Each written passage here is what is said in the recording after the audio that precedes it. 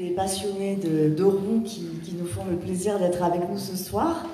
Certains donc, sont arrivés avec leur casque, leur engin, donc on est très content de vous recevoir à l'Institut français. Moi je suis l'attachée culturelle et donc on a avec l'ABES choisi d'inscrire cette rencontre, conférence de passionnés du vélo dans le cadre de journées européennes du patrimoine qui se tenaient donc les 15 et 16 septembre.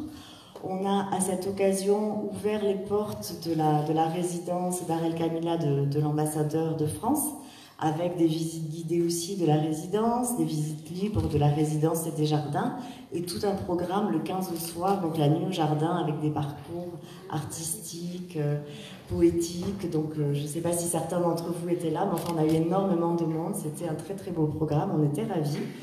On était ravis aussi de faire le relais, de faire un petit peu la promotion des balades offertes par les Montours qui du coup dans le cadre des journées de nos patrimoines ont proposé un programme un peu spécial de visite à Carthage et des palais des baies. Donc je pense qu'ils ont eu aussi pas mal de succès et de répondants. Ils ont dû malheureusement refuser du monde, mais ça n'empêche pas de refaire ça très bientôt quand on voit l'engouement que ça déclenche. Et voilà, comme on a ces e-débats le lundi qui sont un cycle général que nous avons à l'Institut français où on favorise les échanges, les débats sur des questions très diverses, des invitations d'auteurs, des débats de société. On trouvait intéressant avec l'ABES qui voilà, fait preuve d'un engagement social, de soutien à la société civile, d'essayer de voir quelles étaient les initiatives autour du vélo en ville, du vélo pour redécouvrir la ville, pour respecter l'environnement. Donc on a, je pense, un très beau panel que je laisse Rachid vous présenter et merci à tous les invités d'être là. Merci. Merci Valérie et je remercie l'Institut français de nous accueillir chez lui. Alors je suis Rachid Abidi, je dirige en fait le LABES, les problématiques socio-économiques que connaît la société tunisienne. Notre mission, c'est en fait d'accompagner les projets à impact social et environnemental et de créer du lien, des synergies entre les acteurs publics, privés et la société civile. Tout ça pour promouvoir davantage une économie sociale et une économie plus solidaire en Tunisie.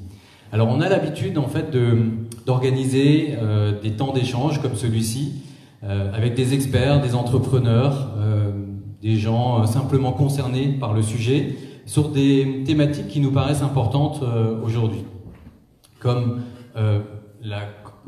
l'éducation, comme la consommation durable, la finance solidaire, la culture, le patrimoine, comme c'est le cas aujourd'hui. Alors on a décidé de vous parler ce soir de vélo. Vous me direz quelle idée, on parlait de vélo.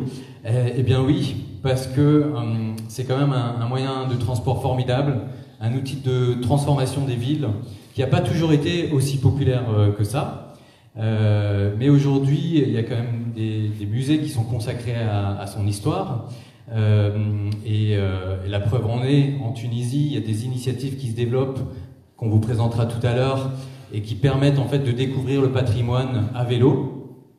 Donc ce soir, on va, durant cette conférence, parler des avantages, des multiples avantages que représente l'utilisation du vélo dans l'espace urbain, mais aussi des enjeux qu'il soulève, et puis les freins et les obstacles, pardon, c'est un mot pas facile, obstacles, qui en est un lui-même du coup, les obstacles qu'il rencontre, en Tunisie notamment. Et pour ça, on a la chance d'avoir avec nous des acteurs qui sont engagés, des acteurs de terrain, que nous présentera après, dans quelques minutes, Marcus Breitweg, qui a eu la sympathie de modérer ce panel, qui a accepté dès qu'on lui a proposé.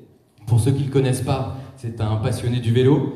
Il est engagé aussi dans l'entrepreneuriat social en Tunisie, et puis il est également expert auprès de la coopération allemande. Voilà, avec toutes ces casquettes, on est certain qu'il va prendre à cœur et tenir ce rôle périlleux qu'on lui a proposé.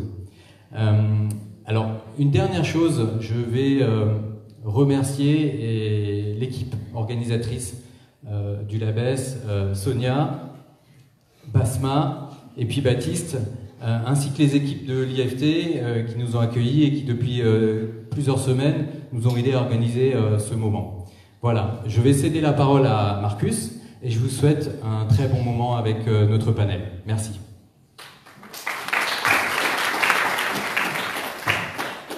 Merci Rachid. Bonsoir tout le monde, c'est un plaisir d'être avec vous ce soir. Merci beaucoup à l'IFT de nous accueillir ce soir aussi de ma part, ainsi qu'à l'équipe d'organisation du Labes. Vous avez fait un excellent travail, merci beaucoup. Et merci bien sûr à nos intervenants ce soir, Adèle, Stéphanie, Célia et Moslem. Je vais vous présenter au public tout à l'heure, mais c'est bien ça. On a aussi un public et d'habitude dans ce genre de débat, le public disparaît un peu. J'aimerais bien changer ça pour ce soir. Donc pour vous, le public, les premières questions. Peut-être vous pouvez soulever la main, sans faire trop de bruit forcément, mais soulever la main. Qui est venu à vélo ici? D'accord. C'est pas représentatif de la société tunisienne, j'entends à ma gauche, d'accord, mais quand même, c'est les motivés. Merci beaucoup. Qui est venu parce qu'il trouve que le vélo, c'est une bonne chose et que lui ou elle aimerait bien savoir un peu plus sur le sujet en Tunisie? Ah ouais. Oh, c'est pas une honte, hein. Rarement une déception totale. Ouais, Rachel, d'accord. Super, ok, donc j'appelle ça les traditionnalistes. Maintenant, on sait un peu qui est dans le public. C'est très bien, parce que j'aimerais bien vous présenter un peu le déroulement de ce qui se passera dans les 90 minutes à peu près à venir. On aura deux grandes parties. D'abord, on va parler des opportunités qu'il y a avec le vélo. On va parler du vélo comme moyen de loisir et comme moyen de déplacement. Avant de passer à la deuxième partie qu'on a intitulée « Changer la ville pour encourager l'utilisation du vélo » ou bien « Faire du vélo pour changer la ville ». Et évidemment, ça concerne aussi un peu les challenges qu'il y a avec l'utilisation du vélo. Et après, il y aura une possibilité de poser des questions à nos intervenants. Maintenant, je dois vous avouer encore une chose. J'ai un traumatisme. Mon traumatisme, c'est que d'habitude, je me retrouve dans votre position. Et c'est pour ça que Baptiste a préparé des cartes modération. Et si vous avez une question, vous pouvez demander une carte modération. Et vous pouvez écrire votre question sur cette carte. Baptiste et l'équipe du Labes va la passer au panel. Et on va essayer de la traiter dans la mesure du possible. Est-ce que ça vous va à peu près? Non. Non? Non. De toute façon, c'est vraiment l'école. C'est vraiment l'école. Ouais. Alors, si vous voulez pas l'école. C'est pas la liberté du vélo, on va dire. C'est pas la liberté du vélo. D'accord. Bon, sinon les autres. On est du même avis. Du même avis. Ok, échec total. On va poser des questions comme d'habitude. Je me réjouis quand même. Maintenant, je vais vous présenter le panel. Il y a à ma gauche Moslem Karay, je prononce bien, d'accord. Il est ingénieur civil de formation et actuellement il est chef de service des études sectorielles à l'AUGT, c'est l'agence d'urbanisme du Grand Tunis. Et dans ses fonctions, il est chef du projet qui s'appelle Promotion de l'usage de déplacements doux dans le Grand Tunis, passons ensemble à l'action. On est curieux d'entendre plus tout à l'heure. Bienvenue Moslem. À sa gauche, il y a Célia Cornet, qui est urbaniste et spécialisée des mobilités durables. En Tunisie, elle a cofondé, depuis 2010, elle est en Tunisie, elle continue ses recherches en sciences sociales. Et en 2017, elle a co-créé avec d'autres l'association Vélorussion Tunisie. Il y a pas mal de membres, je crois, dans cette salle ce soir. Et dès lors aussi, elle pilote le projet Tunis pour une ville qui pédale. Soutenu par l'Institut français. On fait aussi la promo. Et encore Adel Bezni, il est sociologue de formation. Il a 18 ans d'expérience dans divers secteurs et est à l'origine de nombreuses initiatives pour le vélo en Tunisie. Et son plus grand projet, je pourrais dire, c'est qu'il est fondateur de Doura, qui est la première entreprise de vélo en libre service du pays. Bonsoir Adel. Donc, maintenant, in media res, comme Rachid a déjà dit au début et dans son introduction, nous avons, et la preuve est ce padel, le début d'un mouvement en Tunisie avec pas mal d'acteurs autour du vélo. On pourrait même dire que c'est une petite mouvance autour du vélo. Parfois c'est des activistes, parfois c'est des entrepreneurs.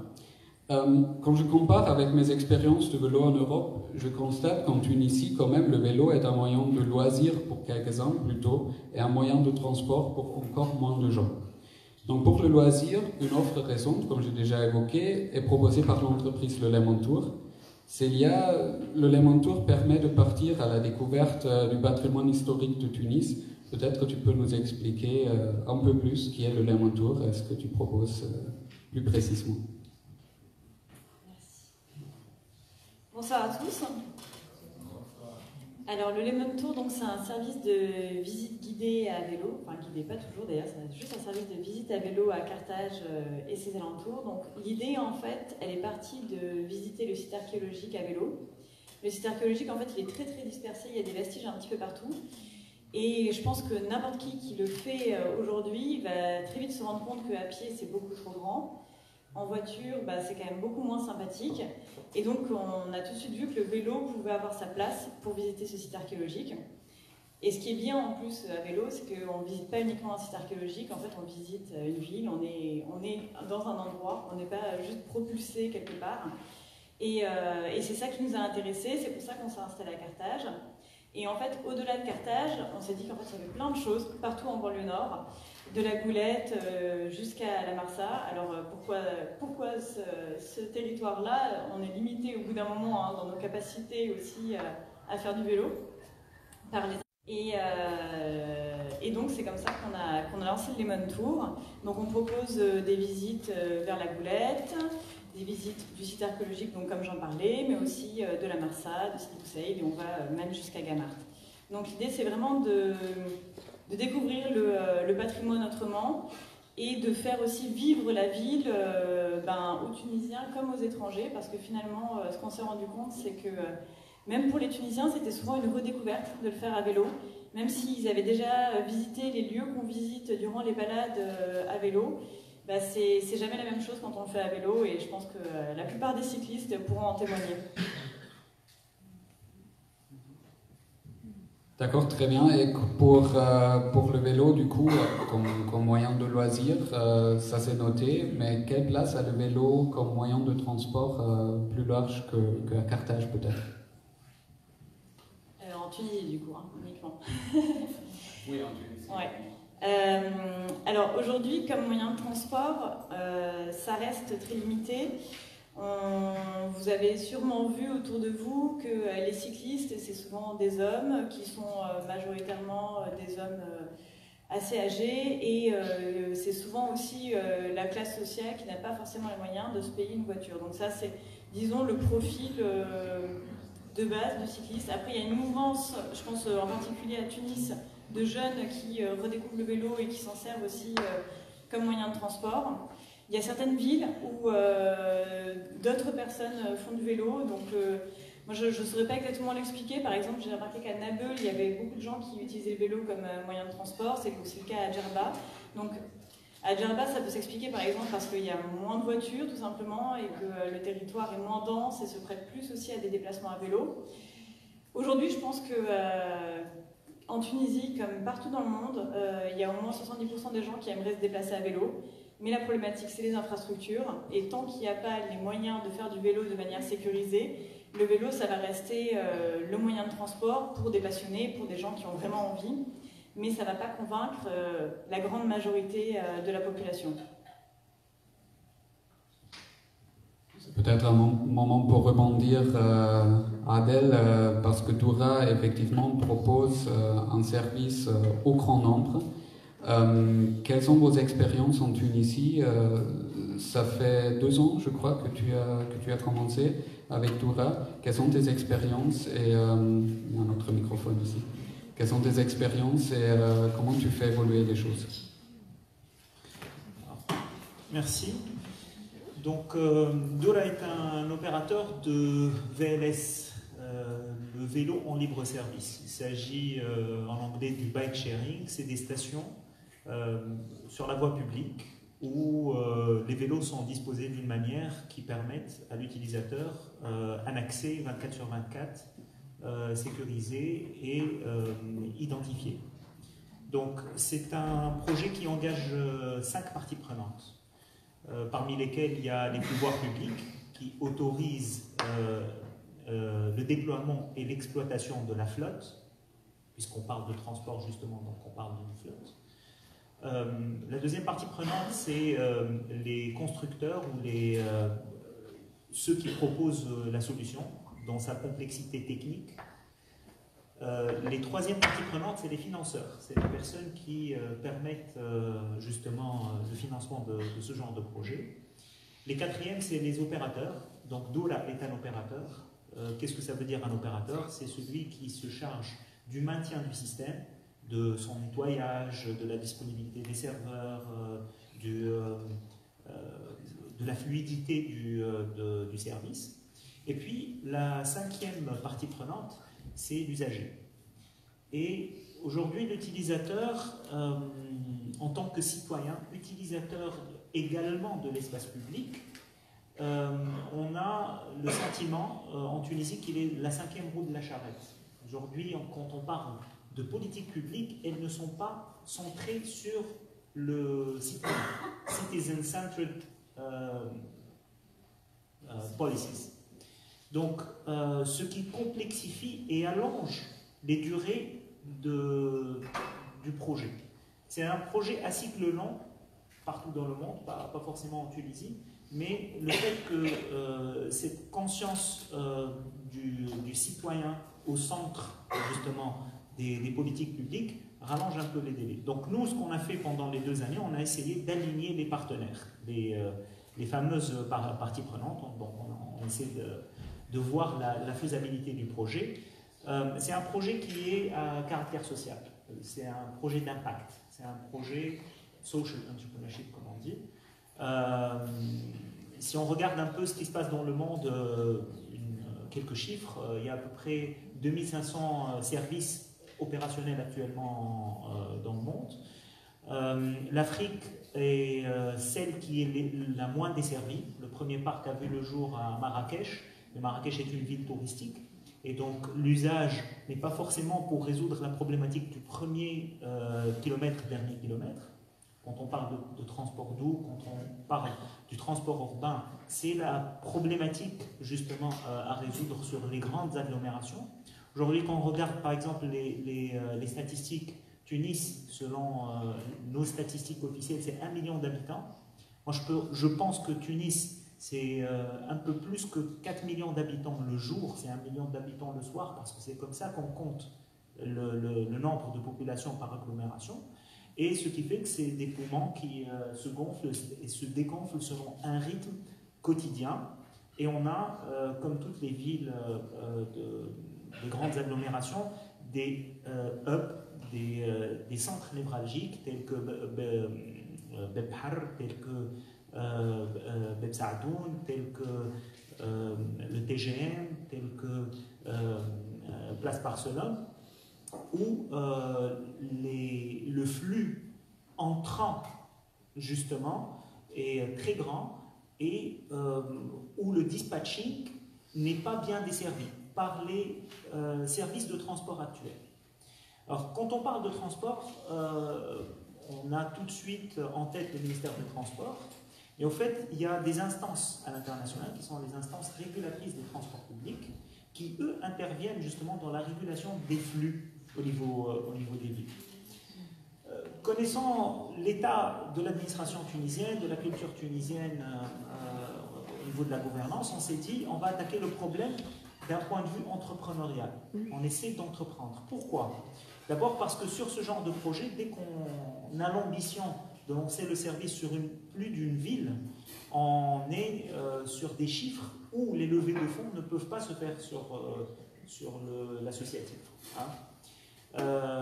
Pour vous donner un exemple, à l'international, c'est soit la commune qui paye, soit les fonds verts, ce qu'on appelle les fonds verts qui payent, soit c'est un mix entre les deux, soit c'est des communautés qui essaie de trouver un financement participatif pour lancer le service. Mais tout ça émane d'une conscience quelque part de la nécessité d'une alternative au transport pour pallier à ce flux et reflux quotidien qui n'est pas assez fluide. Je vais m'arrêter là pour le moment. J'ai encore une question de détail. Peut-être tu pourrais nous illustrer, parce que je sais que Doura prévoit surtout un service de vélo au lac 1. Comment le lac 1 changerait 5 ans après que Doura s'installe vraiment? Alors, nous, on essaie d'installer le service au lac 1 pour diverses raisons. D'abord, en regardant les normes internationales, on se rend compte qu'il y a 5 facteurs clés de succès d'un parc de vélos en libre-service. Ça ne réussit pas toujours. Les cas d'échec existent. Et donc, ces 5 facteurs clés reposent sur la zone desservie. Il faut que la zone soit totalement maîtrisée. La deuxième chose, c'est qu'il y ait une distance entre les stations acceptables pour l'utilisateur. La troisième, c'est que le vélo lui-même soit de bonne facture, la station soit lisible et accessible, et que le nombre, le dimensionnement du parc soit fait en considération par rapport au trafic, aux personnes qui habitent ou qui utilisent l'espace urbain. Le lac est une région qui est avec une infrastructure aidante, on va dire. Le lac est une région mal desservie par les transports publics. Le lac est une région où le pouvoir d'achat permet des abonnements. Pour nous, opérateurs, c'est très important d'avoir des flux de revenus pour que le projet soit bon, valide, sustainable. Et le lac est une région où les critères justement de réussite de ce genre de projet, en phase pilote, je dis bien en phase pilote, peuvent favoriser le succès. Pourquoi phase pilote? Parce que nous, les opérateurs généralement ou les personnes qui entreprennent dans ce secteur ont besoin d'études sur la mobilité. Aujourd'hui, il n'en a pas en Tunisie. La seule ville qui a une étude sur la mobilité et donc des chiffres sur les flux, c'est la ville de Sousse. C'est une étude qui a été faite en 2009, il me semble, et réactualisée en 2015. Tunis, on a dû faire notre propre pré-étude de lancement pour estimer justement la taille du parc à installer. Et puis on s'est décalé en matière de choix vers le lac qui, par hasard, aujourd'hui travaille sur une zone qui est en train d'être aménagée. C'est la zone qui précède le lac 1 où dans les plans d'aménagement du territoire, il y a des pistes cyclables qui sont prévues dans le futur. Donc le lac dans 5 ans serait une zone qui serait desservie par un moyen de transport favorable. Il y a la météo, il y a l'infrastructure, il y a la conscience représentée ici par cet auditoire, et où les flux sont beaucoup plus favorables aux citoyens, au bien-être du citoyen, aussi bien pour le travail que pour le déplacement pour les affaires personnelles dans cette zone-là. Célia, peut-être une question supplémentaire à Carthage. Est-ce qu'il y a un potentiel pareil d'après tes expériences avec le Lemon Tour maintenant, qui propose quand même aussi des visites payants? Est-ce que les gens sont intéressés? Est-ce qu'un service de vélo pourrait marcher à un plus grand nombre aussi à Carthage, à la Marsa, peut-être à Camargue? Alors nous, du coup, notre public, c'est très rarement des Carthaginois. On a des gens qui viennent du Grand Tunis majoritairement. Et la bonne surprise qu'on a eue, c'est qu'on a un public majoritairement tunisien et majoritairement de femmes. Donc je pense que... Pourquoi des femmes? Parce que je pense que les hommes ont plus leur propre vélo et l'utilisent par eux-mêmes pour faire des balades. Est-ce que peut-être beaucoup de femmes n'osent pas faire d'elles-mêmes, et donc des événements où on se rassemble et on fait un groupe pour partir ensemble, ça permet aussi à un autre public de faire du vélo. À Carthage aussi, la chance qu'on a, c'est que c'est quand même un quartier très très calme. Il n'y a qu'à voir le nombre de voitures d'auto-école d'ailleurs qu'il y a dans les rues. Donc en fait, à Carthage, je dirais que, excepté la route principale, qui est la route qui va de la Goulette à la Marsa, on est presque dans ce qu'on appelle des zones 30 ou des zones partagées. Et donc en fait, il n'y aurait pas forcément besoin d'infrastructures spécifiques à ce niveau-là. Après, dans le cas d'un vélo en libre-service, donc comme propose Dora, la problématique de Carthage, c'est qu'il faut des flux entrants et sortants réguliers. Ce qui n'est pas forcément le cas à Carthage aujourd'hui, puisque c'est surtout un quartier résidentiel et pas un quartier où il y a aussi de l'activité. Donc ça bloquerait en fait les vélos à un endroit et il faudrait les ramener le soir. Donc c'est toujours la problématique de ces zones qui sont à activité unique, enfin là en l'occurrence résidentielle. Un point intéressant que tu as soulevé quand même, c'est le côté de socialisation en fait. Les gens font une activité ensemble, hommes, femmes, de différentes classes sociales. Stéphanie, dans vos activités avec la Vélorussion, est-ce que c'est quelque chose que vous remarquez aussi comme un effet positif du vélo, que ça rapproche en quelque sorte les différentes parties d'une société? Bonsoir avant tout, bonsoir à tous. Je voulais vous remercier pour l'invitation. Je me permets cette petite introduction maintenant. Je remercie l'Institut français aussi d'accueillir ce débat. Et juste une petite remarque, tout à l'heure vous aviez parlé des journées européennes du patrimoine. Donc nous aussi, Vélorussion a fait en fait un tour de cyclotourisme hier dans le cadre de ces journées-là. Donc elle a rassemblé plus de 30 personnes et pareil, en fait, il y a toujours trop de demandes par rapport à l'offre qu'on peut proposer.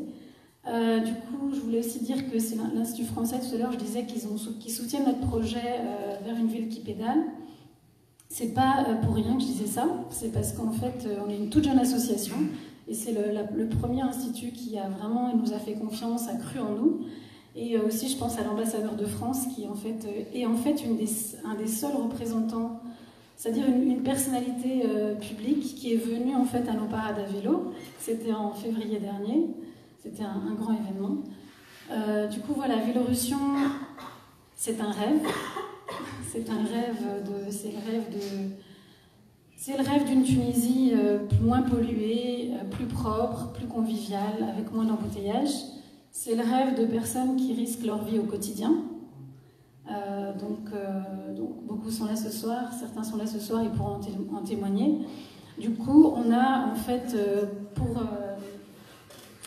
on s'est demandé comment changer les choses et c'est pour ça qu'on a lancé un ensemble de projets, notamment ces grandes parades urbaines qu'on a appelées les Tunis by Bike. On les a lancées il y a un peu plus d'1 an.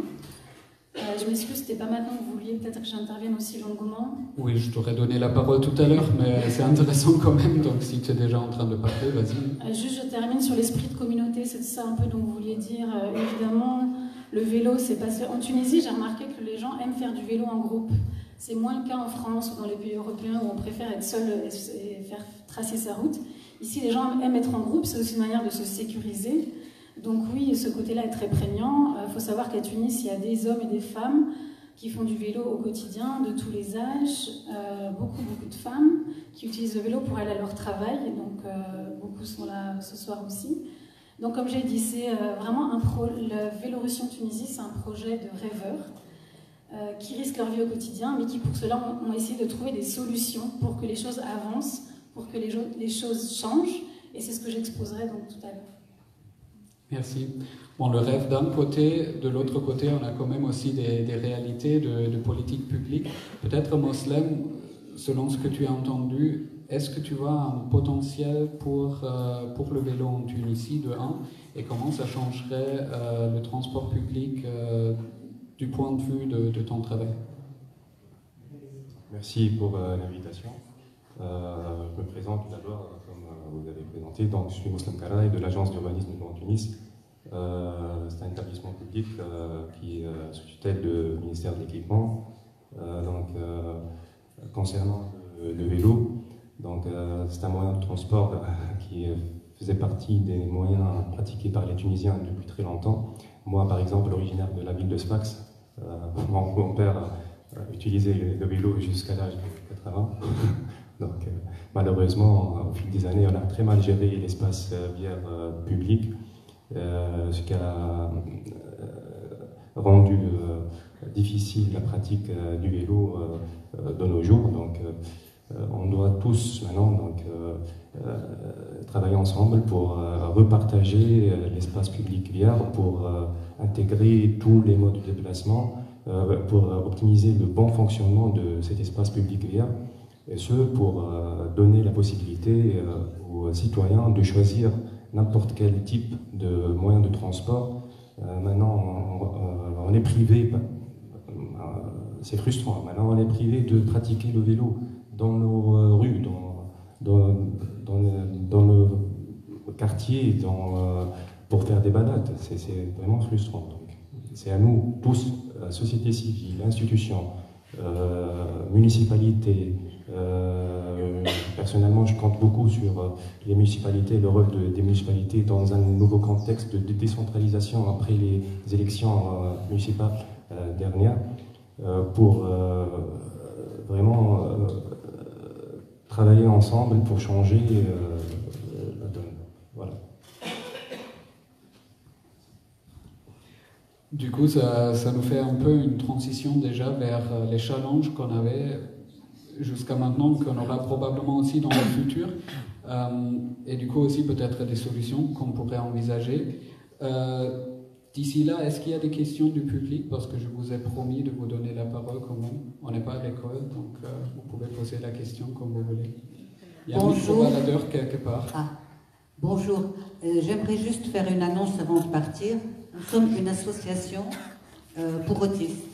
Et nous organisons les dimanches, quand il fait beau ou quand il ne pleut pas, des après-midi vélo au Belvédère. Alors, bon, c'est une annonce et une invitation en même temps. Là, je vais être obligée de quitter parce que je suis avec mon fils et il est autiste et il adore le vélo. Mais les discussions comme ça, bâton rompu, ça ne branche pas tellement. J'espère rester en contact avec vous. Et dès qu'il fera moins chaud, on réorganisera les après-midi vélo les dimanches après-midi au Belvédère. C'est l'association El Fourat Autisme. Et je vous souhaite une bonne continuation. Je vous quitte. Merci.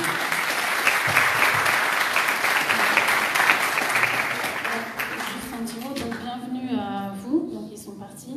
Justement, Vélomotion en fait veut en fait que tout le monde monte sur un vélo, dont les personnes handicapées ou autistes, mais nous on travaille beaucoup avec les personnes aveugles.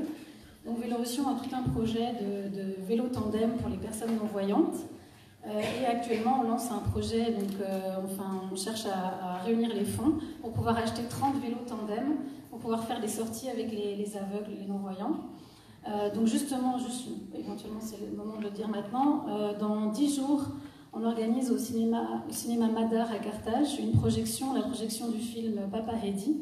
Et tous les revenus iront en fait à ce projet tandem pour les non-voyants. Donc en fait, on vient de récupérer les carnets de tickets de cinéma tout à l'heure. Donc si jamais vous souhaitez nous soutenir et participer à cette séance de cinéma, vous pouvez nous voir à la fin pour acheter des tickets. Ils sont à 10 dinars. Et le film, c'est le vendredi 28 septembre à 21h. Merci. Merci. Une question. Bonsoir tout le monde. C'est vrai qu'on n'est pas à l'école, tant mieux qu'on est à l'IFT. Je voudrais vous remercier pour cette conférence. Remercier en premier lieu son Excellence l'ambassadeur de nous avoir soutenus, de m'avoir soutenu personnellement parce que je ne savais pas pédaler. Et là, j'ai appris à pédaler. Et depuis ce temps-là, j'ai appris il y a quelques mois. Et depuis ce temps-là, le vélo est ma propre cause. Ici à Tunis, à la capitale plus précisément. Ma question s'adresse essentiellement aux deux entrepreneurs du vélo. En premier lieu, il y a une petite question pour la partie officielle. Donc pour Doura et Lemon, je voudrais juste une petite question tout court.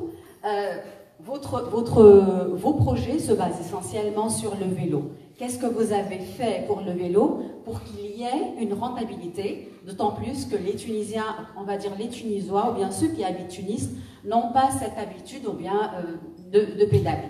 Ma deuxième question qui s'adresse au ministère de l'Équipement, C'est pour quand cette, on va dire, cette indifférence vis-à-vis des vélos, des cyclistes? On ne demande pas trop, mais au moins on commence par des accroches vélos. Je pense que c'est possible. Merci. Merci pour la question. S'il y a encore une autre, on va la prendre et après on passe aux réponses. Là derrière. Merci. Je me présente, je m'appelle Elias Assaï, je suis avocat de formation, je suis élu d'une petite commune de la banlieue nord qui s'appelle Sine-Conseil. Ma question est au monsieur qui est au ministère, qui est à l'agence urbanistique, le ministère de l'équipement. Dans quelle mesure, en fait, les communes, si elles souhaitent avoir une véritable politique publique en matière d'aménagement du territoire, elles peuvent coopérer avec le ministère? Surtout sur les routes, la fameuse route qui vient de la Goulette jusqu'à la Marsa, c'est une route, en fait, c'est une autoroute quasiment, ce n'est pas une route. Donc, les vélos très dangereux. C'était quelle route exactement? Je n'ai pas compris. Qui vient de la Goulette jusqu'à la Marsa. La Goulette. C'est une route nationale qui est gérée par le ministère. Des routes classées, les appellent ça des routes classées. D'accord, merci. Merci. Question entendue. On commence peut-être avec la dernière question. Donc, Monsieur Elias, je vous remercie pour l'intérêt que vous portez à ce sujet. Donc, nous, personnellement, je représente la UGT, l'Agence d'urbanisme de Grand Tunis. Donc, on travaille depuis très longtemps avec les communes à élaborer, on les assiste à élaborer leur plan de stationnement et pour bientôt leur plan de déplacement urbain. Donc, ces plans qui ont pour objectif d'optimiser et d'intégrer le fonctionnement de l'espace vert public en intégrant tout mode de déplacement, en organisant le stationnement, en essayant de dégager les trottoirs, en essayant organiser l'octroi des autorisations pour les activités commerciales, même si ce n'est pas toujours évident parce que l'octroi des autorisations pour activités commerciales est régi par un arrêté, je pense, ministériel du ministère de l'Intérieur qui autorise l'autorisation en 2 tiers, la fameuse loi 2 tiers, 1 tiers, et ça pose toujours problème. Donc je vous invite à collaborer avec la UGT dans ce sens pour élaborer votre PDU, plan de déplacement urbain, votre plan de stationnement. Voilà. Merci. Et pour l'indifférence? Donc, justement, donc, pour l'indifférence du ministère de l'équipement, on est à l'agence d'urbanisme du Grand Tunis.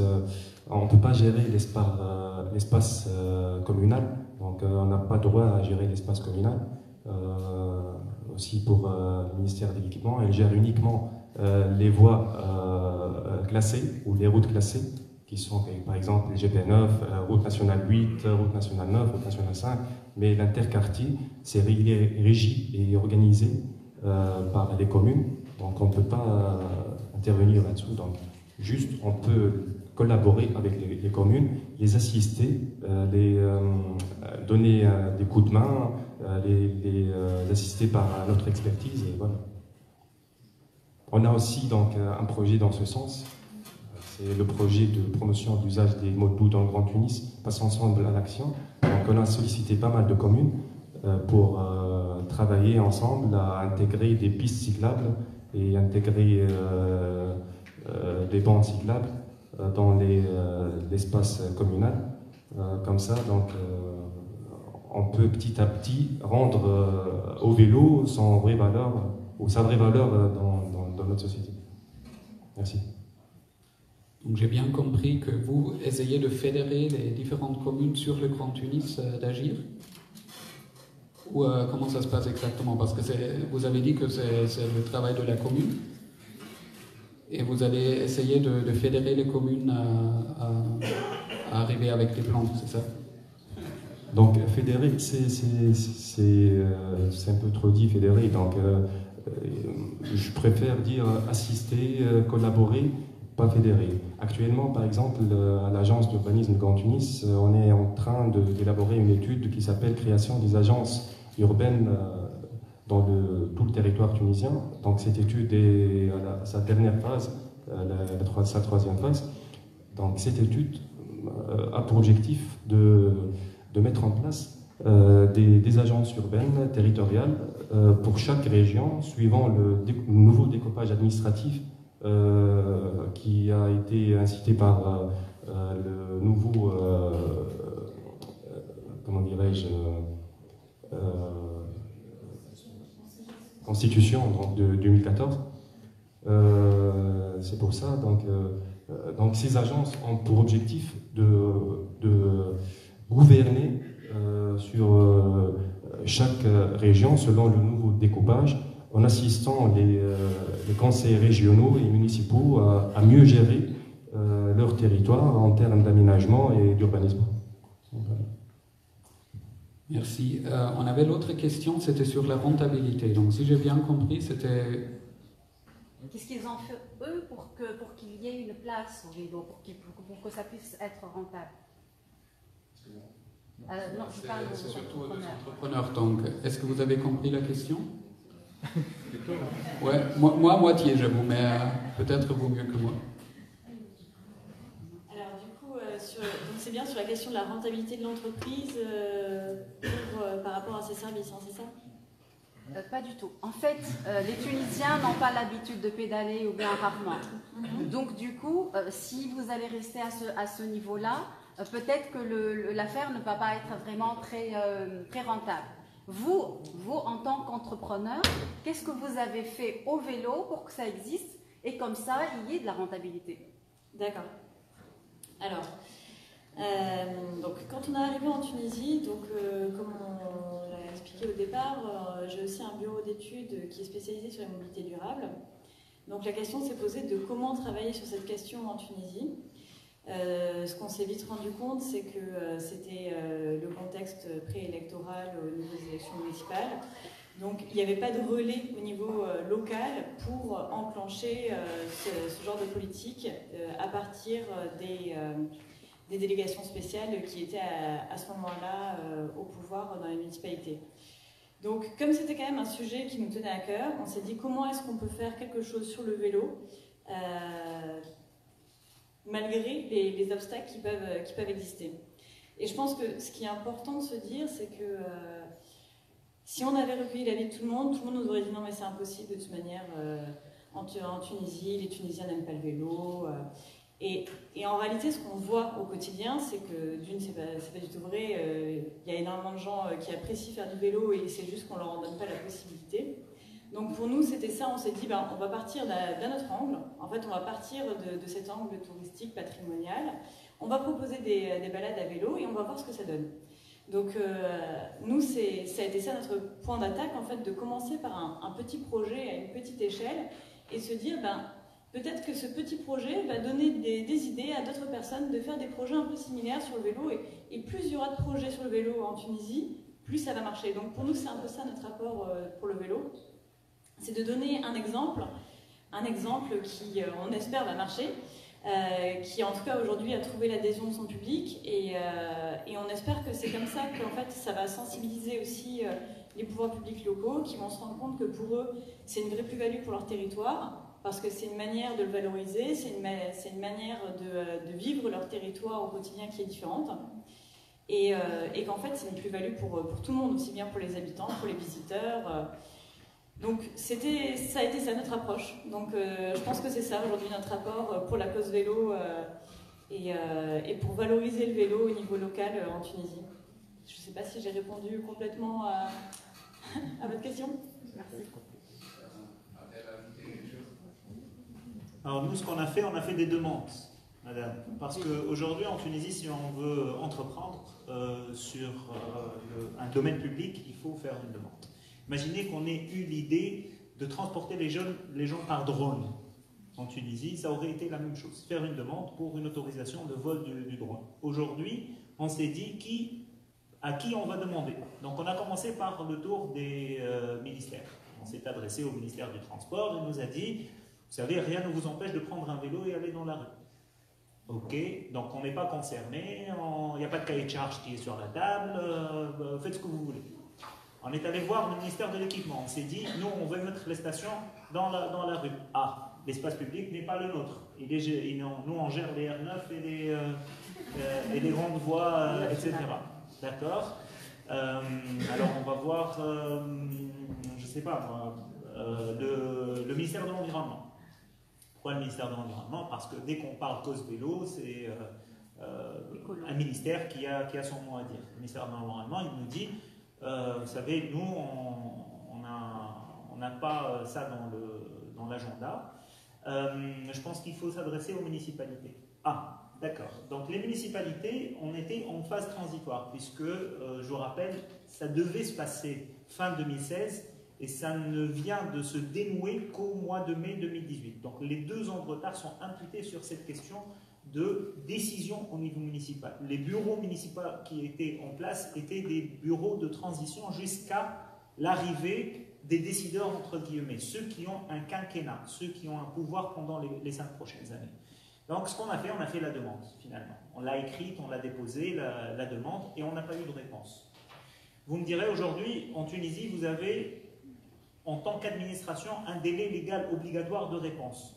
D'accord? Donc je peux envoyer un avocat en disant « Je vous ai fait une demande, répondez-moi ». Ils vont répondre non, tout simplement. Nous, ce qu'on cherche, c'est de travailler main dans la main avec les pouvoirs publics pour améliorer, pour résoudre une situation. D'accord? Donc, ça ne peut pas marcher autrement. Si on exige une demande de la part des pouvoirs publics, on va se mettre en polarité et non pas en collaboration, justement, pour le bien-être du projet. Et pour juste répondre sur la question de la rentabilité, on n'est pas rentable, on n'existe pas encore. On n'est pas en exploitation. Bon, la vraie réponse était très courte, mais le reste était super intéressant aussi. Oui, j'imagine que Stéphanie a son mot à dire sur ça aussi, parce que ce qu'on entend, c'est que là, tu as une stratégie plutôt de collaboration avec le pouvoir public. La Vélorussion, quand même, vous faites des événements qui créent pas mal d'attention. Est-ce que tu vois ça comme un conflit avec le pouvoir public, ou qu'est-ce qui est l'approche de la Vélorussion? Comment vous voyez en tant qu'acteur de la société civile? L'association Vélorussion, donc créée il y a un an et demi, elle agit en fait sur plusieurs fronts. Elle a tout d'abord, elle cherche à sensibiliser les citoyens. En fait, ce qu'elle veut, c'est passer tous les citoyens, les mettre en selle. C'est-à-dire qu'elle veut qu'il y ait un maximum de Tunisiens qui deviennent cyclistes, ne serait-ce que pour 1 heure. Parce qu'on sait qu'une personne, un automobiliste qui devient cycliste, et les élèves de la vélo-école peuvent témoigner de ça, un automobiliste qui devient cycliste, il a une nouvelle vision de la rue dans laquelle il conduit. C'est-à-dire qu'il voit les vélos, il fait attention, il laisse une place au vélo. Je pense que tous les cyclistes qui sont là, ils savent très bien de quoi je parle. Donc on veut que les automobilistes testent le vélo. C'est pour ça qu'on a mis en place une vélo-école, donc qui sont des cours de vélo pour les adultes. On a été dépassé par le succès, donc on est actuellement à plus de 200 inscrits, dont majoritairement des femmes de tous les âges. Ça, c'est le volet sensibilisation des citoyens. Ce volet aussi, il se réalise dans les Critical Mass qu'on organise chaque mois, qui sont véritablement une réappropriation de l'espace public, donc à travers l'appel à des rendez-vous, véritablement des manifestations à vélo. Donc on se retrouve 1 fois par mois, on est plusieurs centaines. On a déjà, je pense, été parfois presque 1000 en fait, cyclistes dans des rendez-vous. Et c'est une manière pour nous d'inverser l'ordre des choses. C'est-à-dire que tout d'un coup, dans la rue, c'est plus la voiture qui est prioritaire, qui est hégémonique, mais c'est le vélo. C'est le vélo qui est au cœur et c'est les voitures qui attendent derrière, devant, sur les côtés et qui galèrent. Donc on se permet ce petit jeu avec les voitures l'espace de 2 heures. On cherche aussi à passer dans un maximum d'espaces publics, de cafés, des rues en fait très très passantes pour sensibiliser les gens. On a un autre volet de sensibilisation des pouvoirs publics, comme vous disiez. Pour nous, c'est très important. Aujourd'hui en Tunisie, on n'est pas en France, on n'est pas en Allemagne, on n'est pas au Canada.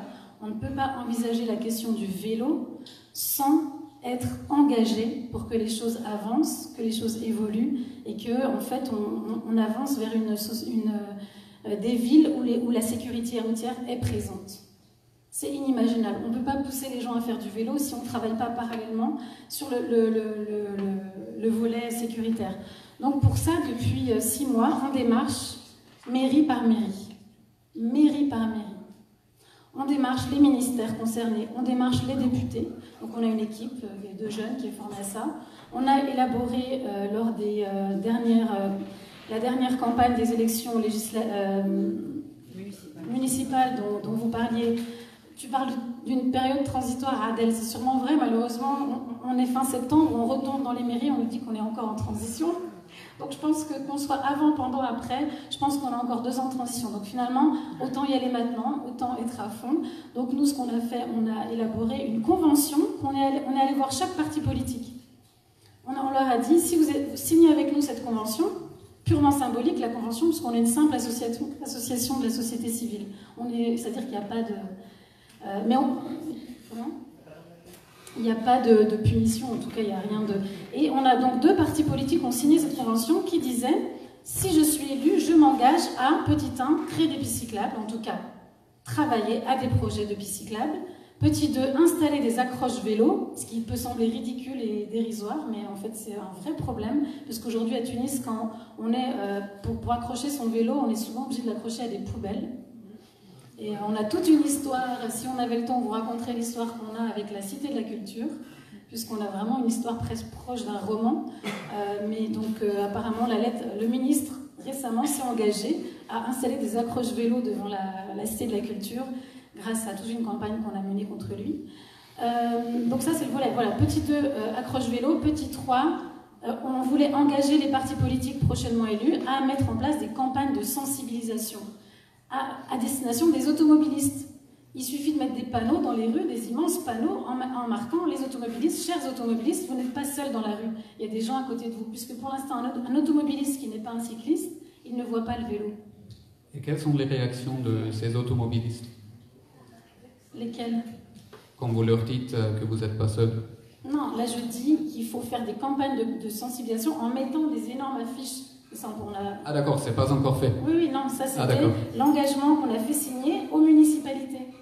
Donc pendant la campagne municipale, là, qui a eu lieu il y a 2 mois. Donc il y a 2 grands partis politiques qui ont signé cette convention et une liste indépendante de l'ARIA. Donc pour l'instant on est dans le... Et aussi, donc, parallèlement, donc, on travaille avec la UGT, dont Moslem est là ce soir. On a tout un projet, on vient de lancer depuis 2 jours un sondage à destination des Tunisiens pour récolter leur perception de l'espace public, leur perception du vélo et des pistes cyclables. Donc on a commencé à lancer ce sondage à l'avenue Bourguiba samedi dernier. Et donc ce sondage, il est pour préparer donc, le projet pilote de pistes cyclables que Moslem a évoqué tout à l'heure. Donc voilà en fait notre plan d'action pour essayer que les choses avancent, que les choses bougent. Vous êtes combien à Vélorussion en total? C'est-à-dire d'adhérents, de membres actifs, de personnes qui viennent pendant nos parades. De membres actifs. Actifs, de membres actifs, il y a une 50aine de personnes.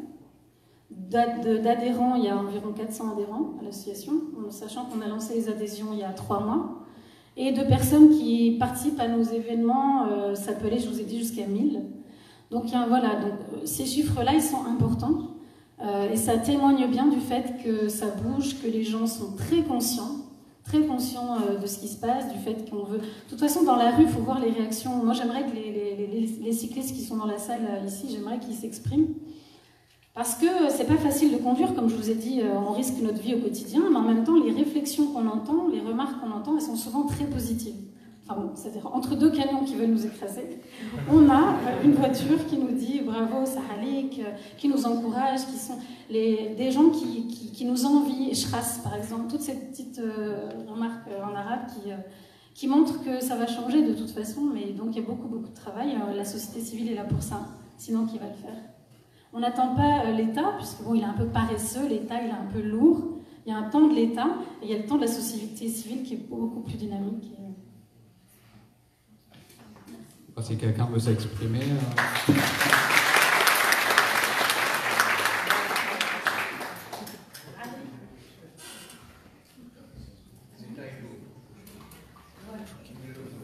Bonjour, je suis Ali Bakhou et cycliste parmi une 50aine de cyclistes qui sont derrière moi là. Ma question s'adresse à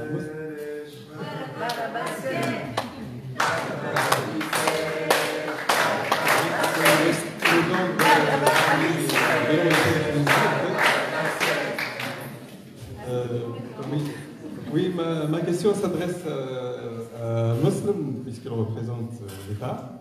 Vous dites que vous êtes en train de fédérer le projet pour le Grand Tunis, mais la question c'est quel est l'engagement des élus, en fait, ce projet? Est-ce qu'ils sont partants? Est-ce qu'ils sont pour? Est-ce qu'ils acceptent déjà l'idée? Ou est-ce qu'il y a une certaine résistance?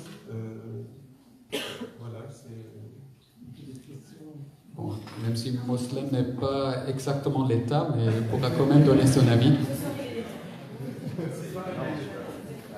Merci pour la question, Sally. Donc, personnellement, je connais quelques personnes qui sont maintenant dans les conseils municipaux élus dernièrement, des jeunes aussi. Ils sont très conscients du sujet, ils sont très motivés pour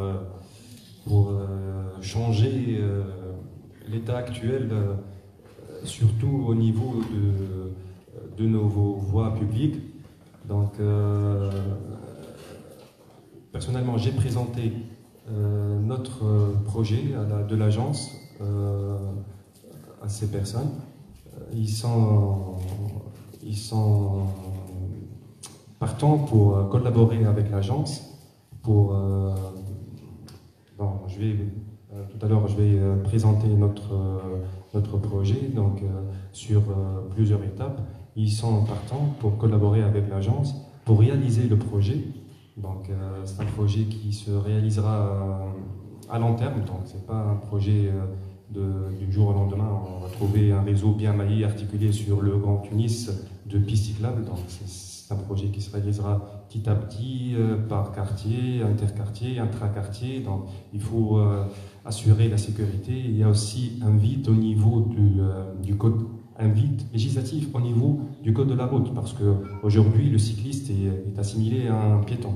Donc, il faut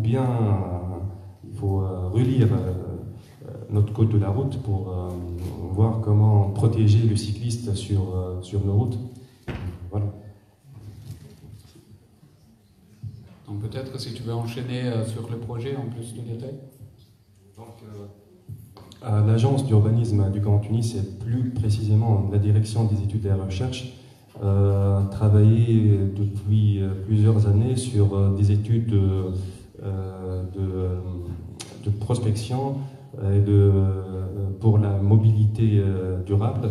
Donc, je peux citer quelques noms de projets, par exemple la gestion des déplacements des actifs dans le Grand Tunis, la promotion du covoiturage dans le Grand Tunis, dernièrement l'étude sur la normalisation des voies urbaines dans le Grand Tunis.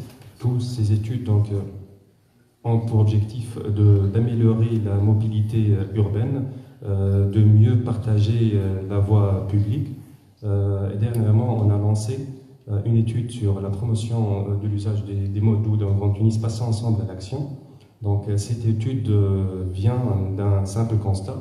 Il y a toujours des personnes qui utilisent le vélo et le marche à pied pour se déplacer du terminus du métro numéro 2 à l'Ariana jusqu'aux zones industrielles de Chalgui 1 et 2. Donc ces ouvriers, écoliers, travailleurs donc, empruntent une piste mal aménagée ou non aménagée. Donc l'idée provient de là. Donc on a pensé vraiment à aménager ce piste en faveur de ces usagers et par la suite à densifier un réseau de pistes cyclables sur tout le territoire du Grand Tunis, parce que notamment on travaille, le champ d'intervention de l'agence d'urbanisme du Grand Tunis reste sur les 4 gouvernorats du Grand Tunis. Donc ce projet de promotion de l'usage de modes doux va se faire sur 4 étapes. Donc la première étape, c'est une étape de diagnostic de l'état actuel du réseau viaire communal. Donc à partir des PAU, des plans d'aménagement urbain, des plans de stationnement, Donc on va étudier les voies communales qui sont susceptibles de recevoir des aménagements en faveur des modes doux. Et puis, dans une seconde étape, on va identifier les éléments d'aménagement et les coûts unitaires de réalisation de chaque élément. Dans la troisième étape, on va focaliser sur la réalisation d'un projet pilote dans une zone bien déterminée. Le choix de cette zone va être en collaboration avec la société civile. Pour cela, on a sollicité plusieurs associations et sociétés civiles dans ce sens, par exemple l'association Vélorussion, le projet Doura, l'association ou la société Candil. On travaille actuellement ensemble vraiment pour mettre en place un projet pilote et on veille à ce que ce projet pilote voit le jour très bientôt. Et la quatrième étape, ça sera donc l'évaluation de cette expérience et la diffusion de résultats pour par la suite dupliquer ce projet sur plusieurs d'autres zones. Il y a encore des questions. Là, monsieur devant était déjà tout à l'heure. شكرا سأتكلم بالعربية. Je vais parler en arabe. Donc اهتمامنا بالدراجة ليس في الوقت الحاضر فقط.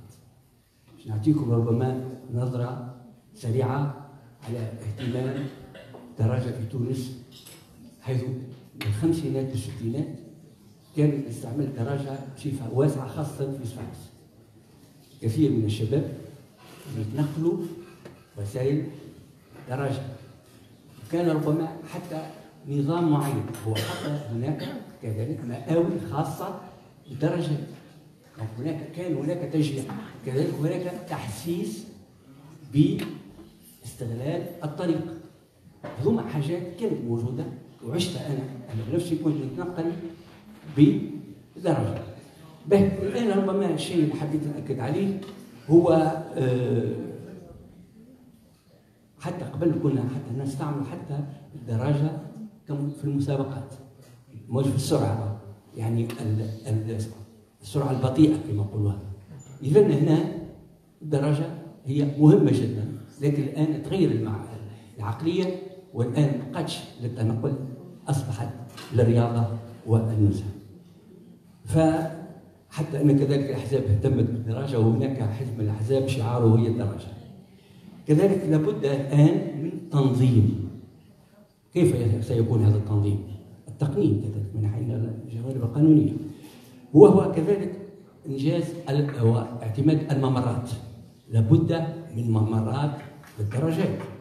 كذلك موضوع التأمين. السيارة مؤمنة، لكن الدراجة النارية مؤمنة. الدراجة الهوائية اللي نتحدثوا عليها مش مؤمنة، يجب هنا تأمينها. كذلك وجود المآوي. دقيقة عايشة، أنا أعطيت مقترحات. ثم كذلك توفير الجانب القانوني، يعني كل هذا يلزم الجانب القانوني. شكرا.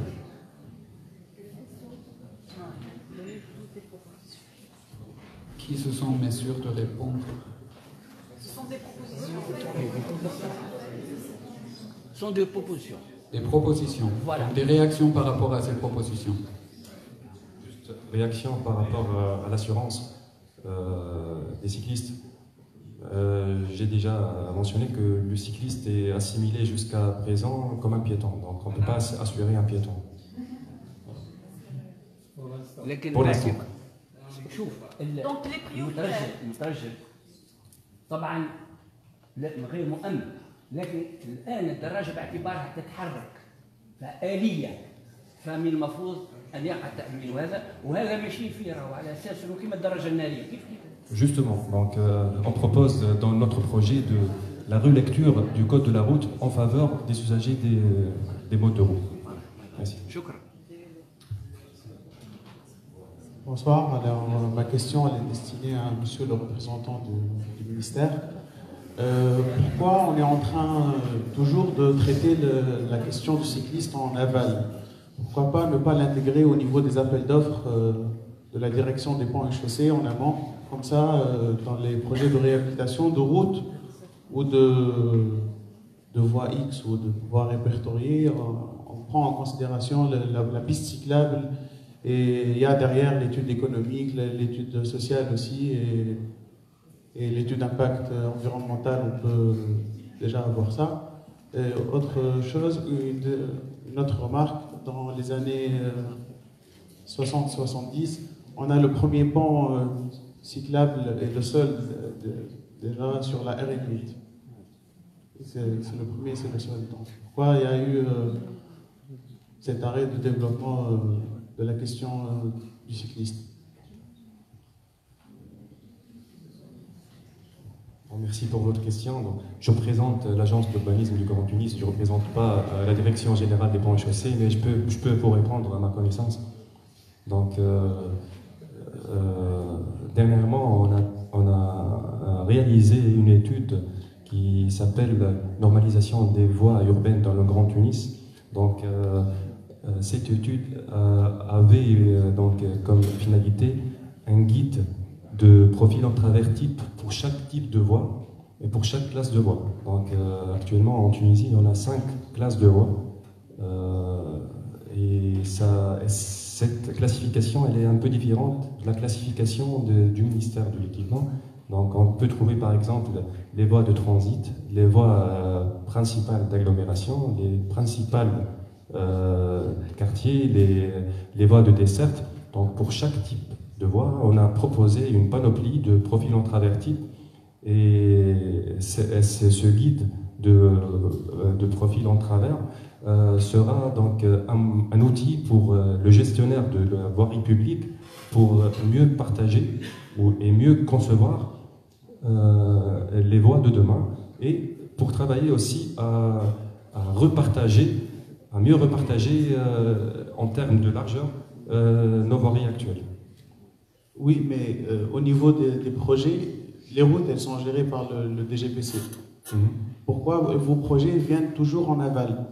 Ça serait bien de prendre en compte le cycliste à l'amont, dès la conception, en phase étude, de prendre en compte les largeurs nécessaires pour ne pas exproprier sur d'autres largeurs qui sont destinées aux automobilistes. Donc, l'idée, c'est d'intégrer ces profils en travers dans les cahiers d'appel d'offres pour ne pas avoir des problèmes d'expropriation après.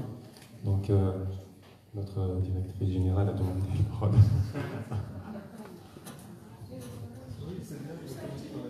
Ouais, le microphone arrive. Baptiste? Ici. On a une réponse du public.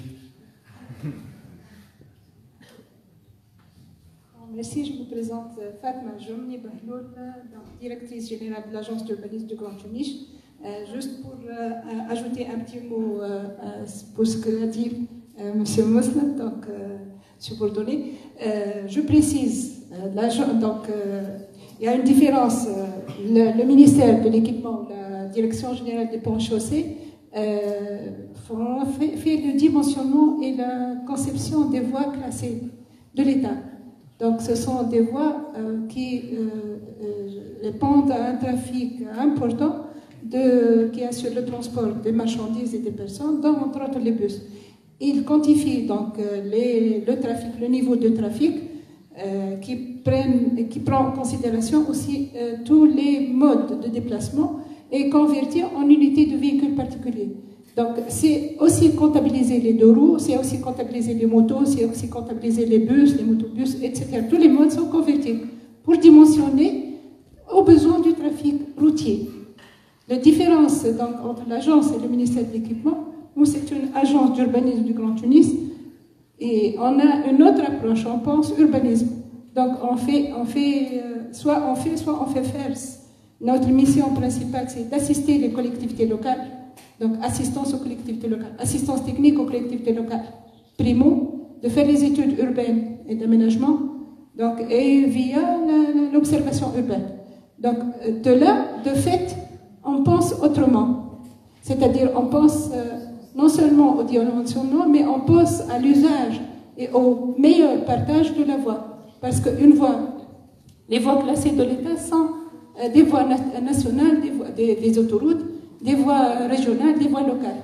Mais ces mêmes voies, quand elles pénètrent au niveau des villes, elles deviennent aussi des voies structurantes, ou bien elles restent des voies classées de l'État, mais elles pénètrent au niveau des villes. Donc le partage de la voie, normalement, doit être systématiquement transformé en faveur de l'usager. Et là, c'est la priorité. Quelle priorité donner au mode doux, aux piétons et aux vélos, aux autres modes, et comment? Donc, un meilleur partage, entre autres, les études, comment on réalise l'étude sur les normes de voirie. C'est revoir le partage de la voie publique au niveau de quelques tronçons. Et le projet pilote, c'est choisir un itinéraire ou quelques itinéraires et montrer, c'est-à-dire par des études, c'est-à-dire de détail, d'aménagement de détail, que c'est faisable. Et on réalise l'aménagement, on évalue et on ne dit plus. Mais, c'est-à-dire avec les communes, avec les élus, qu'on espère aussi tirer quelques avantages de là, puisqu'on fait les études donc, en faveur des communes, et de là, on a un point fort, pénétrer de notre côté pour attirer la majorité, donc, que ce soit association, que ce soit des techniciens et des politiciens et ceux qui, c'est-à-dire, prennent la décision. Merci bien, madame. Il y a Stéphanie qui voulait rebondir sur ce point, et après on passe peut-être à un autre sujet encore. Juste un tout petit mot sur la question des pistes cyclables. C'est vrai que souvent on nous rétorque que les rues, ça va pas, elles sont trop vieilles, trop petites, trop serrées, donc on ne peut pas créer de pistes cyclables dessus. C'est souvent ce que nous répondent en fait les mairies quand nous on va les voir. Donc ce qu'on a fait avec un groupe de députés de l'Assemblée nationale, c'est qu'on a fait un projet de loi en fait pour passer dans le code des collectivités, le code des municipalités, pour que toute municipalité qui crée une nouvelle route, elle prévoit automatiquement un espace pour les pistes cyclables.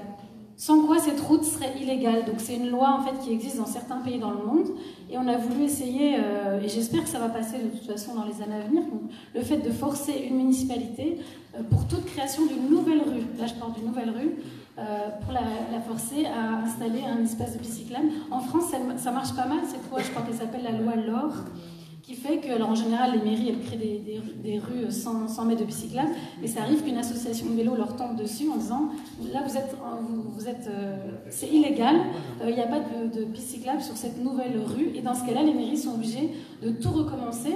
Donc voilà, en tout cas, c'est une piste pour l'avenir.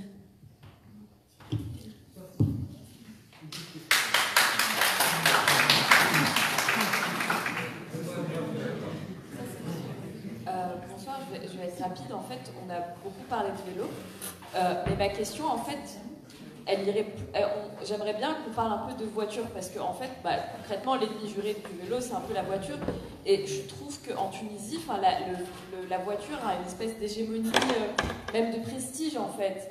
On a une voiture, c'est bien, alors qu'un vélo, bon, c'est un peu, voilà, c'est pas...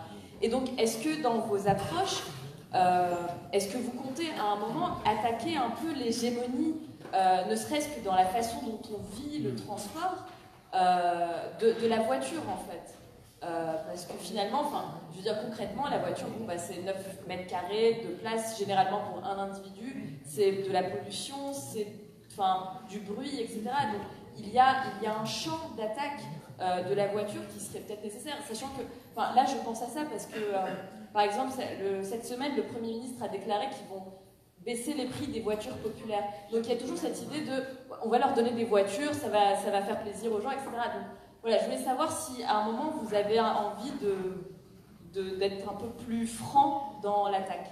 Merci.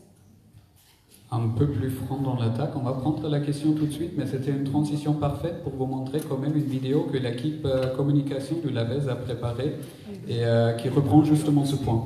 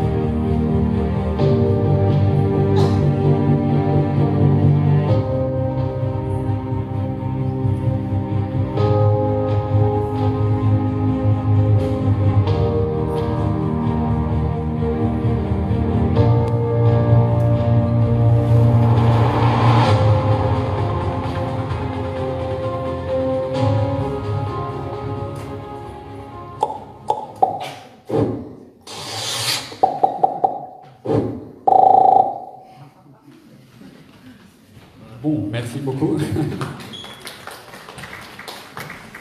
C'est quand même quelques statistiques pour souligner le point soulevé par vous. Stéphanie, tu voulais dire quelque chose? Est-ce qu'il faut être plus franc contre les voitures? Non, c'était plutôt, donc, si j'ai bien compris, remettre en cause, comment dire, l'image du vélo comme le vélo du moyen de transport de celui qui n'a pas choisi de faire du vélo. Donc le vélo de transport pour les plus pauvres. C'est vrai qu'en Tunisie, depuis plusieurs décennies, la voiture est apparue comme le symbole suprême de la réussite sociale. Donc qui n'a pas réussi sa vie n'a pas de voiture. Mais tout ça, c'est en train de se fragmenter petit à petit. Les gens sont tout à fait conscients, prennent conscience des problèmes de l'augmentation du prix de l'essence, l'augmentation de la pollution, l'augmentation des voitures, etc. Donc tout ça, c'est en train de s'effriter tout doucement. Et c'est vrai que Vélorussion, par exemple, travaille beaucoup sur cette image en fait, du cycliste, montrer en fait, à travers notre communication, etc., montrer que le vélo, donc, c'est pas forcément un moyen de transport subi, mais ça peut être un moyen de transport choisi, et que c'est notamment un moyen de transport très féminin, puisqu'il y a beaucoup de femmes qui utilisent le vélo à Tunis. Donc, voilà. Sur l'image du vélo, Juste, je peux rajouter qu'en vélo, on peut traverser en ville 5 km en 15 minutes. Par contre, en voiture, il nous faut 30 minutes avec les embouteillages, la pollution et le stress et tout ça. Le vélo. Donc c'est une très bonne raison pour utiliser le vélo dans nos déplacements de proximité, qui n'excèdent pas les 6 km. Voilà. C'est bien, ouais. Sur la place de la voiture, je pense que effectivement c'est un peu l'obstacle majeur aujourd'hui à l'utilisation du vélo. Et le seul moyen finalement de permettre un rééquilibrage, c'est de contraindre la voiture. Pour contraindre la voiture, il y a plein de moyens. Et notamment, ça peut passer par une contrainte de l'accès au centre-ville à la voiture, ça peut passer par des aménagements qui permettent d'empêcher une vitesse forte des voitures, parce qu'en fait, plus la vitesse est importante, plus le vélo est en danger, et donc plus il va falloir construire des infrastructures qui sont lourdes et qui donc vont coûter cher aux municipalités ou à la personne qui sera en charge des routes en question. Donc effectivement, c'est bien une question en fait de partage de l'espace public, et je pense que ça c'est un argument phare à donner aux communes, c'est de se dire que leur espace public il n'est pas infini et que tant qu'il y aura des voitures dessus, eh ben, il n'y a pas grand monde d'autres. Et quand il y a des voitures, c'est un espace public qui est complètement stérile, dans lequel finalement on ne peut pas faire grand chose et dans lequel on n'a pas envie d'être. Et donc s'ils souhaitent avoir une ville agréable, une ville à vivre, ça passe par là, mais c'est des choix politiques qui vont devoir être forts pour pouvoir faire ça. Il y avait une question ici devant que j'ai... Il y a une question, oui, ici en fait. Encore, mais après c'est monsieur devant parce que sinon il va me tuer tout à l'heure. En fait, moi j'habite au Moulouge. C'est à 11 km d'Alain Savary, là où je travaille. C'est 11 km que je prends le métro le matin, je prends 3 métros pour aller au boulot et je prends 1h30. Alors que c'est 11 km. Si je fais ça à vélo, je peux arriver en 30 minutes. Ou en même temps, je vois à côté qu'il y a des routes qui sont en train d'être construites, on encourage les gens à acheter des voitures et tout ça, alors que ça coûte énormément moins cher de construire une route pour les vélos. Et je ne comprends pas pourquoi il n'y a pas ça. On est en 2018 et je me rappelle, à primaire, on parlait déjà du vélo et de la sensibilisation à l'utilisation du vélo. Et ça, c'est début des années 2000, et là, on est en 2018. Pourquoi il n'y a jamais eu d'effort concret. Sachant que la seule piste cyclable que je connais, elle est à Sousse. Et genre, je sais, 1 kilomètre, je sais pas. En tout cas, 11 km, pourquoi il n'y a pas d'autres pistes? C'est justement parmi les questions qu'on se pose, oui. Est-ce que la question s'adresse à quelqu'un en particulier? Encore l'État? C'est pas juste, hein. C'est juste qu'on vous vous avez l'air très active et une cycliste, ben, bienvenue dans notre association, parce qu'on a besoin de toutes les énergies. On recrute. Très bien. Un très petit commentaire? Super. Donc, j'assure la dame.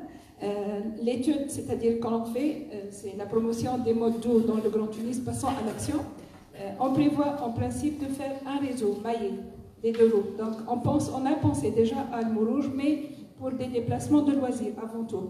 Notre objectif, c'est toucher deux catégories, c'est-à-dire loisirs, toucher les petits pour changer la mentalité, pour les avoir plus tard dans une autre génération d'adultes, et aussi toucher les ouvriers, toucher les étudiants, toucher les employés, peut-être en parallèle, Inch'Allah. Mais avec l'aide des communes, quoi, des élus des communes et des citoyens. C'est-à-dire l'approche participative, c'est un point fort dans la nouvelle constitution, et on doit creuser là-dessus. Donc, c'est rassurant, moi, de nous, on a l'idée de ça. Enfin.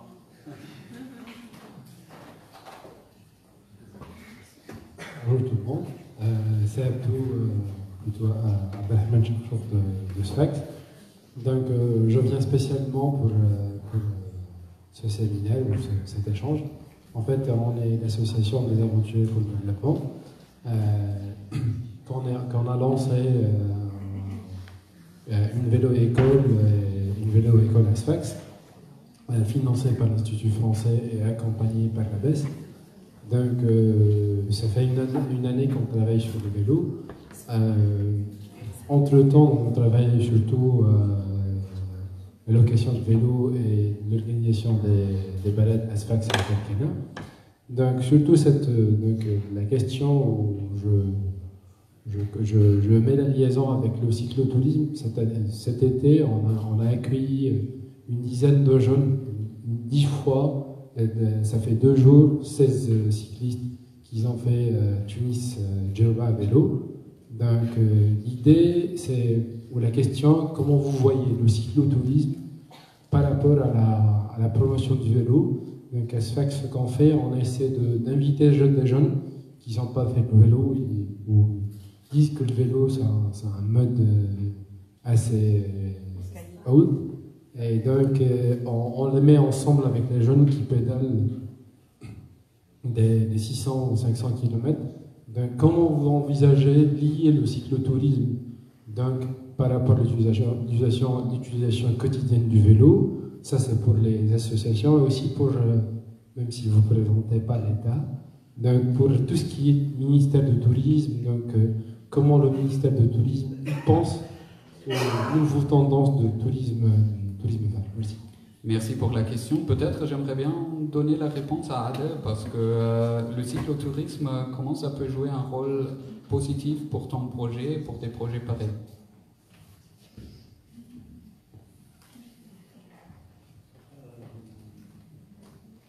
Pareil, c'est une question d'infrastructure. Généralement, quand on parle du vélo en libre service, c'est la première chose qui est sur la table, c'est l'infrastructure qui n'est pas favorisante.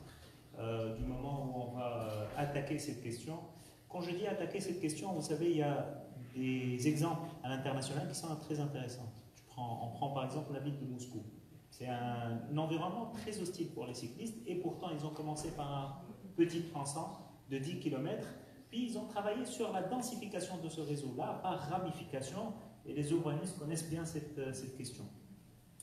Deuxième exemple, c'est une petite commune en France où les gens ont fait une pétition pour demander un aménagement cyclable au sein de la ville. La municipalité n'a pas réagi, n'a pas été dans la réaction et pas assez rapidement à leur demande. Donc ce qu'ils ont fait, c'est qu'ils ont tracé leur propre voie. Ils ont organisé une fête sur la place publique.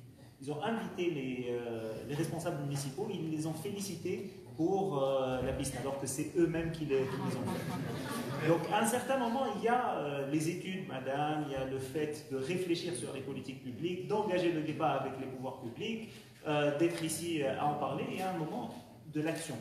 Aujourd'hui, je sens une fébrilité par rapport à ce manque justement de la place du vélo sur la ville. Le cyclotourisme est un très bon sujet. Vos humbles serviteurs dans le panel ont choisi des pannes dans l'écosystème, parce que quand on parle d'écosystème, on parle de réparation de vélos, on parle d'aménagement, on parle de services, on parle d'entrepreneuriat. Parmi les choses à faire dans l'écosystème, il y a, comme tu le cites très bien, collaborer pour un projet de promotion d'un tourisme alternatif à travers le cyclotourisme. Donc Abdou, si j'ai bien compris, c'est comment on réconcilie le cyclotourisme à l'intérieur, enfin entre villes finalement, entre les villes de la Tunisie, et la promotion du vélo en ville, c'est ça? Parce que c'est vrai que nous aussi on est confrontés à cette problématique. On voit en fait l'émergence de tout un mouvement de cyclotourisme en Tunisie, autour du camping, de la randonnée. C'est très fort depuis quelques années en Tunisie, c'est très positif et très motivant. Notamment des jeunes qui ont des challenges, ils traversent toute la Tunisie à vélo, donc ils font Tunis-Djerba, ils font Tunis-Algérie, et parfois même ils font Tunisie-France en vélo. Donc tout ça c'est passionnant, de toute façon tout ce qui valorise le vélo d'une manière ou de l'autre, on prend. Après, la problématique, nous, de Vélorussion, c'est vraiment la valorisation du vélo comme moyen de transport alternatif en ville, dans les déplacements du quotidien. Mais on a lancé un projet de cyclotourisme à Tunis pour montrer qu'on peut accéder, en fait, qu'on peut visiter Tunis à vélo. Qu'on peut accéder à toutes les rues de Tunis à vélo, si on veut, qu'on peut accéder au patrimoine à vélo, notamment parce qu'on pense que le tourisme est de plus en plus difficile à Tunis, notamment à cause des embouteillages, qui fait qu'on accède à quelques lieux comme ça, c'est toujours les mêmes dans lesquels vont les touristes, et que nous, on voulait vraiment aller dans les moindres petites rues plus petites rues de la ville. Donc, en ça, le cyclotourisme, voilà, c'est comme ça, nous, qu'on a lié les deux. Dire un petit mot aussi sur le cyclotourisme. Donc sur le lien cyclotourisme et tourisme utilitaire, donc tourisme pour les déplacements quotidiens, c'est vrai que comme l'ont dit Adèle et Stéphanie, tout est bon à prendre et tout ce qui valorise le vélo est bon à prendre. Sur les aménagements en soi, ce qu'on voit, c'est qu'il y a des tronçons sur lesquels en fait ça peut être utilisé par les deux, par des gens qui vont se déplacer pour aller au travail et d'autres en fait qui vont être sur des parcours plutôt des séjours de longue durée sur plusieurs jours. Ça existe. Après, si on souhaite vraiment développer le cyclotourisme, c'est des infrastructures, mais c'est aussi toute une panoplie de services à rendre aux cyclistes qui sont en déplacement. Donc, c'est où est-ce qu'ils peuvent trouver de quoi se réparer, c'est où est-ce qu'ils peuvent s'héberger. Et tout ça, en fait, ça fait partie du cyclotourisme. Donc, si on veut se lancer sur vraiment sur cette possibilité d'encourager le cyclotourisme en Tunisie, en fait, ça va vraiment mailler le territoire et c'est peut-être ça qui représente une opportunité géniale pour la Tunisie, parce qu'au-delà de simplement faire des infrastructures et se dire que c'est des gens qui vont tracer avec un vélo, c'est des gens aussi qui vont consommer sur le territoire, qui vont dormir à certains endroits, qui vont visiter des villes qu'ils n'auraient pas visitées autrement. Et ça représente, je pense, une grosse opportunité. On va prendre encore 2 à 3 questions en fonction du temps. Bonsoir Marcos. Merci. Alors, en fait, moi je suis un petit peu étonné parce que depuis quelques minutes, on parle de la voiture, on parle du vélo et d'un antagonisme entre les deux. Et en fait, on a vu dans le petit film, la voiture a pris une place de plus en plus importante, mais elle n'a pas prise au vélo cette place. Elle l'a prise principalement au transport en commun. Par exemple, moi aujourd'hui, je suis venu en voiture. J'ai un vélo, j'habite la banlieue nord, j'ai un vélo avec lequel je circule entre Sidi Bou Saïd, Carthage jusqu'à la Goulette. Mais aujourd'hui, je suis venu en voiture parce que je ne peux pas mettre mon vélo dans un train, dans le TGM par exemple, pour venir avec. Et comme l'a dit Rad tout à l'heure, la problématique dans les transports au quotidien, c'est le dernier kilomètre. On ne va pas faire 15-20 km pour aller au bureau. Est-ce qu'on a tous une douche dans son bureau pour pouvoir après, quand on arrive, se doucher? Ce n'est pas le cas. Ce qu'on aimerait, c'est pouvoir mettre son vélo dans un métro, arriver et faire les 2 derniers kilomètres en vélo et arriver au bureau. Le problème aujourd'hui, c'est que le transport en commun, le train, le métro, le TGM, aujourd'hui, on ne peut pas l'utiliser avec un vélo. Et d'ailleurs, au-delà de ça, il y a aussi un maillage qui est défaillant. La Tunis a énormément grossi ces 30 dernières années. le réseau de métro, de transport en commun n'a pas du tout suivi, le réseau de bus est complètement défaillant. Et en fait, il est là le problème. Je ne me vois pas venir de la Marsa faire 12 km avec des voitures qui sont à 100 km/h à côté de moi en vélo. Ça n'est pas pensable. Le souci, c'est que tout ça, la voiture, le transport en commun, le vélo, tous les modes de transport en fait doivent être interconnectés, mais on doit pouvoir passer de l'un à l'autre plus facilement. Et juste, du coup, ma remarque est plutôt adressée à Stéphanie. Est-ce que justement, c'est quelque chose que vous envisagez d'aller voir la SNCFT, la Transtube, pour qu'il y ait des espaces pour qu'on puisse monter? Aujourd'hui, quand on va dans une station de TGM, on nous dit non, vous passez pas avec un vélo. Est-ce que c'est quelque chose qu'on pourrait envisager?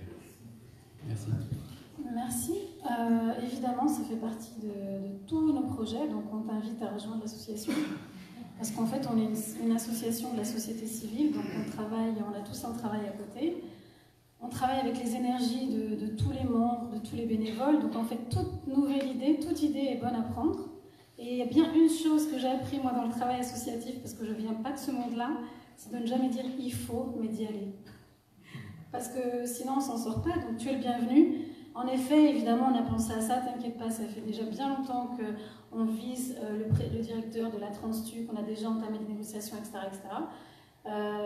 Donc oui, viens avec nous et on a besoin de tout le monde. Et, tout à fait, on voudrait que ça soit comme dans certains pays européens, on puisse monter son vélo dans le train, monter son vélo dans le tramway, etc. C'est l'avenir.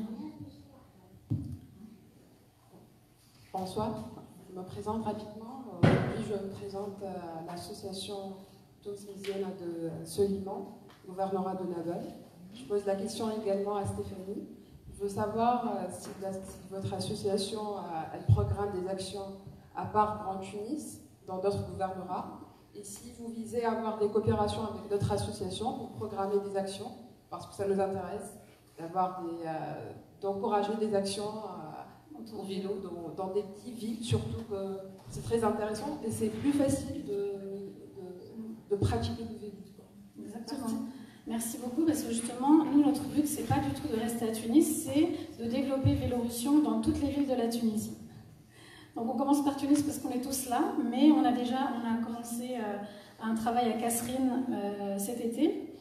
On commence un travail à Sousse et à Sfax, ou d'autres, Bizerte aussi. Bref, donc on est preneur de tout partenariat possible avec les associations locales pour lancer, pourquoi pas, des parades à vélo pour commencer. Et ensuite des vélos-écoles, parce que je crois que c'est vraiment le modèle on a le mieux réussi à Tunis, c'est nos fameuses vélos-écoles.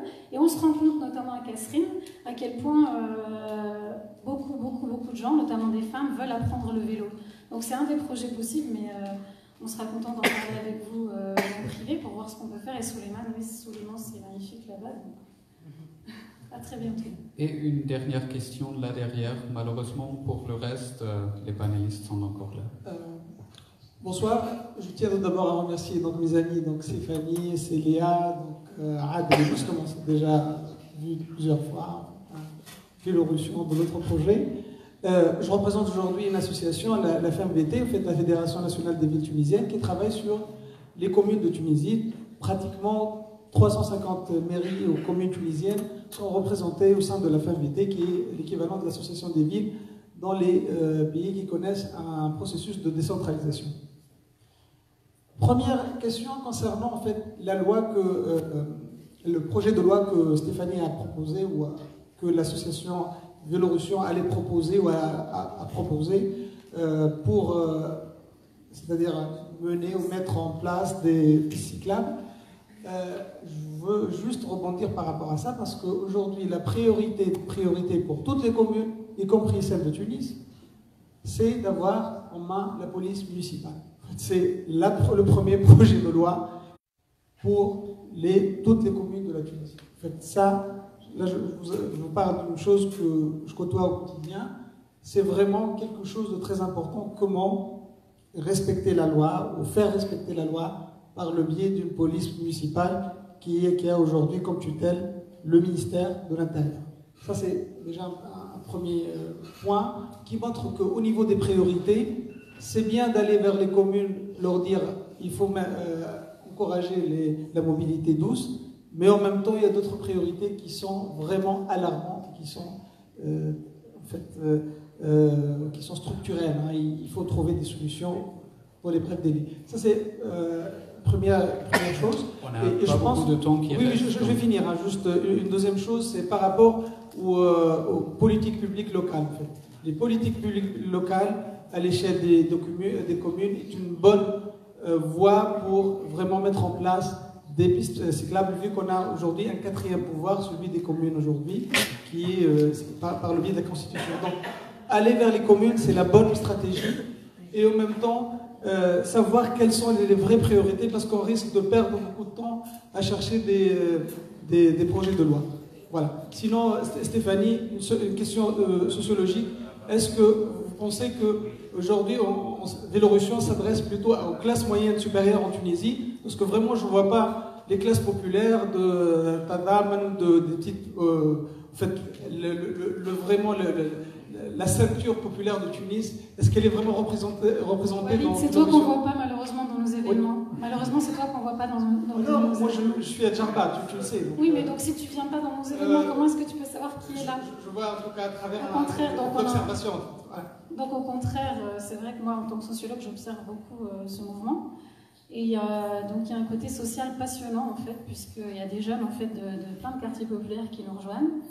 Et pour qui notamment, pour qui le vélo, c'est une manière pour eux de deux choses, de sortir de leur quartier. C'est-à-dire grâce au vélo, ils sortent de leur quartier, ils nous rejoignent par exemple au centre-ville pour un événement.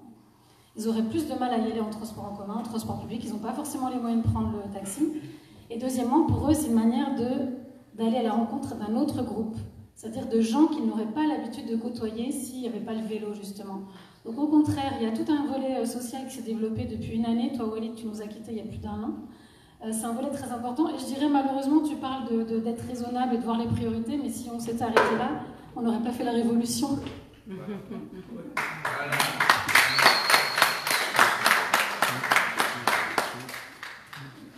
Bon, peut-être des dernières remarques du panel. Sinon, parce qu'en termes de temps, on est à la fin. Je m'excuse pour toutes les questions qui n'ont pas été posées à cause de moi, parce que je ne les ai pas prises.